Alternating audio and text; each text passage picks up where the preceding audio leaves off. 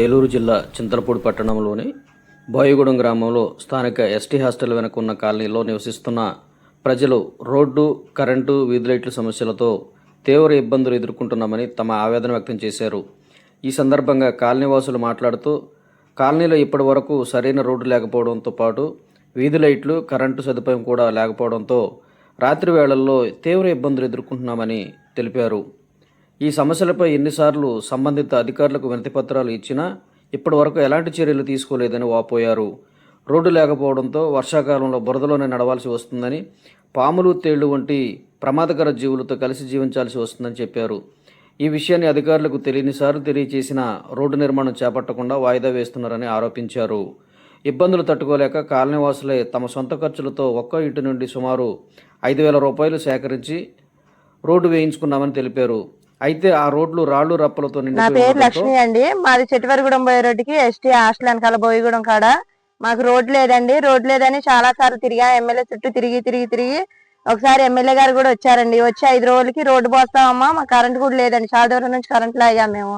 Current లాగితే వచ్చి మీకు కరెంట్ స్తంభాలు వేస్తాం, కరెంట్ వైర్లు వేస్తామమ్మా, మీకు ఇంకేముందో వచ్చేస్తుందని చూసామండి చెప్పి వెళ్ళిపోయారు. హామీ ఇచ్చేసారు, వెళ్ళిపోయారు. మేము ఎమ్మెల్యే గారి మీద అదే నమ్మకం పెట్టుకొని ఉన్నామండి. ఉండి చాలా సార్లు చూసాం. 10 రోజులు 20 రోజులు దాకా చూసి మళ్ళీ ఒకసారి వెళ్ళి చాలా వరకు తిరిగాము. తిరిగి ఇక ఏ పని కూడా అవ్వట్లేదని వానాకాలం మేము బుడలో బాగా తిరుగుతున్నాం. మా పిల్లలకి జ్వరాలు వస్తున్నాయని మేము తలాకి ఇంటికి ఒక 5,000 వేసుకుని మేము కూలి పనికి వెళ్తామండి. కూలి పనికి వెళ్ళి తెచ్చుకున్నామండి డబ్బులు.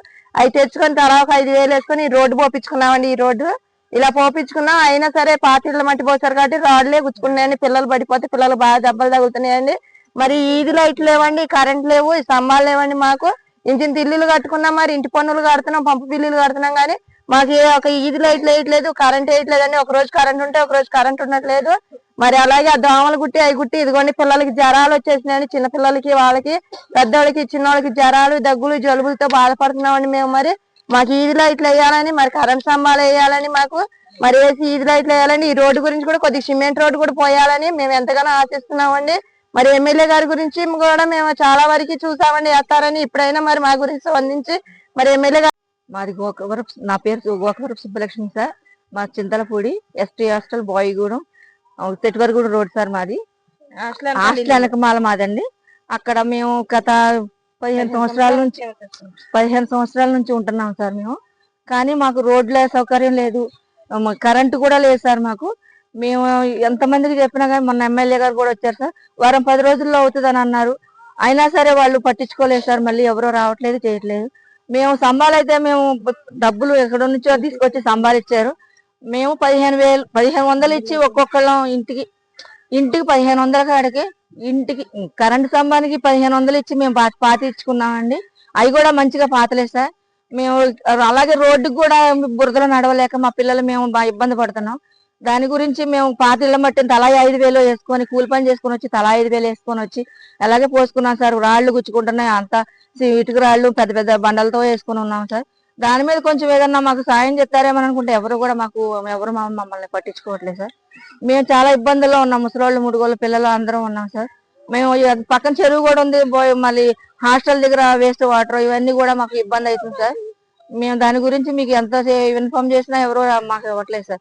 మేము ఒకసారి పై అధికారులు కూడా ఫోన్ చేసాం సార్. మేము చేస్తే ఇంకేముందమ్మా మేము చూద్దాం అన్నారు, కానీ ఎవరో మమ్మల్ని పట్టించుకోలేదు సార్. ఈ చిన్న నైట్ అయిందంటే 6 అయిందంటే అసలు ఎటు నుంచి ఏ తేళ్లు, పాములు వస్తాయో కూడా తెలియట్లేదు మాకు. ఈ బాగా అసలు మేము లైట్లు కూడా కరెంట్ లేక మేము అసలు బయట కూడా తిరగలేకపోతున్నామండి. అందుకని మేము కొంచెం మాకు రోడ్డు, కరెంటు మేమేం అడగట్లేదు సార్. నీళ్లు కూడా లేకపోతే కూడా మేము నీళ్లు తెచ్చుకొని ట్యాంకర్లతో తోలించుకున్న రోజులు కూడా ఉన్నాయి. తర్వాత ఇట్లాగే మేము ఇట్లా చేస్తే మేము ఫోటోలకి వేస్తే మాకు ధర్నా చేస్తే మాకు నీళ్ళు ఇచ్చారు సార్. అప్పుడు దాకా మమ్మల్ని ఎవరు పట్టించుకోవట్లేదు. ఇప్పుడు కూడా మమ్మల్ని ఇట్లాగే ఇబ్బంది పెడుతున్నారండి.